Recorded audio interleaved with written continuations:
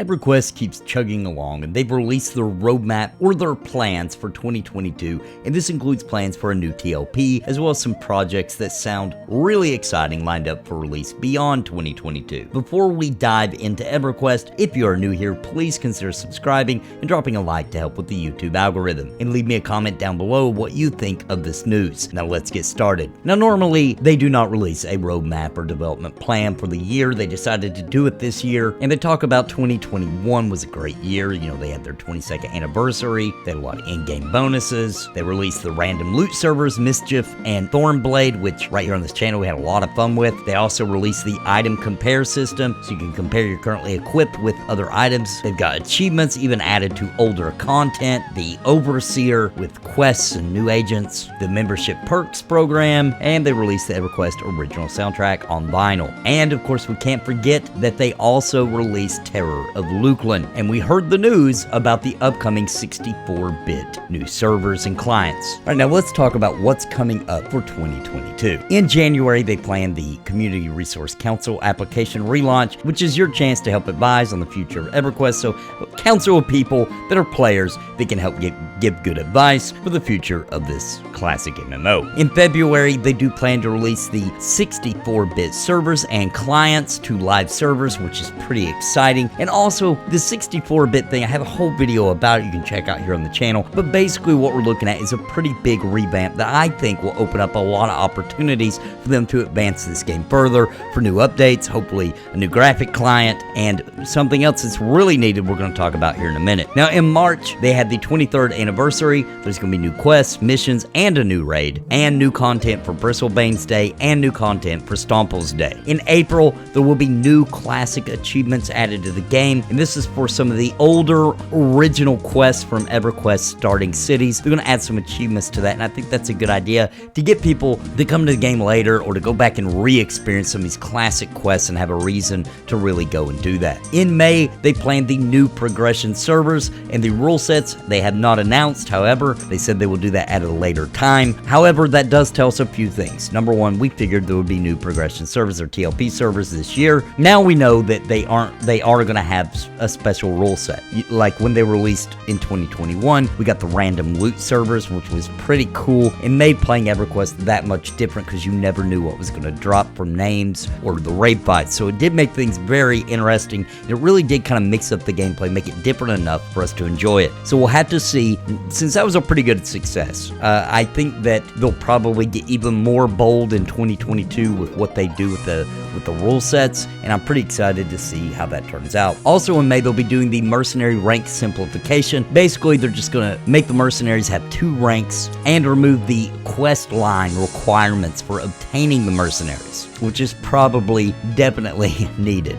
Then they're also going to have the new Tempest Festival event also in May. Now in June, they're going to do the server merge, which is merging the Finnegal and the Miracle servers to the Vox server. In July, there will be a new Scorched Skies event and new Overseer achievements and reward improvements. In September, they plan on doing the Heroic Characters update, which means that new heroic characters will actually start at level 100. And in October, we get 2022's expansion beta. We don't obviously know what that expansion is going to be, but the beta will start in October, and plus the pre-order event so that you can pre-order the new expansion. And also in October, there'll be new content for Knights of the Dead, their October, Halloween type event. Real quick before we continue, I want to give a major shout out to the members of Napalm. Thanks to their contributions, I can get the equipment and gear that I need to keep this channel ticking, covering MMOs, RPGs, and of course, puppets. If you're interested in becoming a member of Napalm, please click the join button down below. It would be greatly appreciated. And a very special major shout out to the Lords of Napalm, Bounty Code, We Toke Bitcoins, Jared Woodhouse, Daimlos, and Farthest Reach. Thank you for your highest tier membership. Now on to the video. In November, there will be the Extra Life, which helps them raise funds for the Children's Miracle Network, which is absolutely awesome that they do that. And also new content for Feast of Giving, which is their Thanksgiving event. Now in December, we'll get the 2022's expansion launch. So the launch of the expansion for 2022 for EverQuest. Also new content for the New Year's event. Now throughout the year, they will be doing raid zone performance improvements, class tuning and balancing, and working on anti-cheat improvements. And beyond 2022, 2022, a new UI engine. Now, I'm probably going to make a whole video about this with my wish list and what I think should be in that new UI engine. This is super needed. This is the most exciting thing, in my opinion, on this list of their plans. It does say beyond 2022, so I would assume they get the 64-bit client out this year, they smooth everything over, get everything working good, and I would assume they'll probably get right to work working on this new UI, which may be possible because they're updating this 64-bit client, right? When you update to a new client in general, you get some improvements. Obviously, I mean, we're talking about some pretty old clients running EverQuest at this particular time, so I would assume that then they can start work on that, and I'm really hoping for a lot of good stuff here, because a major kink, as many of you in the comments have told me, and as I've noticed myself,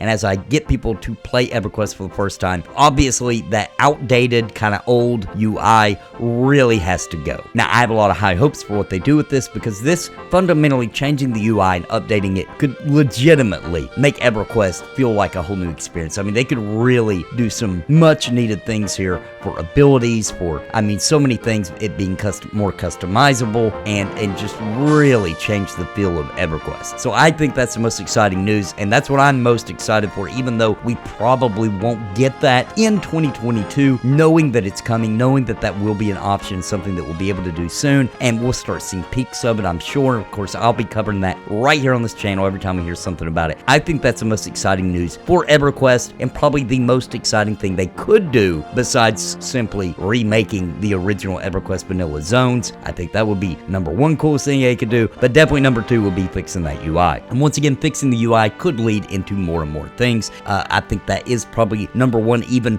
you know what? Actually, fixing the UI is probably more important than fixing the graphics, right? Most people playing EverQuest, obviously, by this point, don't play it for the graphics, or people coming back to it, or they know it's an old game. They're not expecting it to have high quality, high definition, you know, new school graphics in a game of this age. However, the UI really needed to be updated. A lot of other games have done that, such as Lord of the Rings, if I'm not mistaken, online, and a lot of other MMOs have fixed their UI, because it's just absolutely necessary if you're going to get new players that you have a working and easily to digest UI, right? The UI should not work against you. And even though I played EverQuest over and over, even when I come back to the game, I get a little twisted up in the UI every single time, because it's just so old. I mean, it's just, you know, they had a lot of great ideas. Some of the things I think is really cool that they do, such as that extended target list. I mean, there's good things there. It's just the presentation, and also just the confusement of figuring it all out is just pretty rough, when it could be cleaned up a whole lot. And of course, I believe that's what they'll be doing, is simplifying it,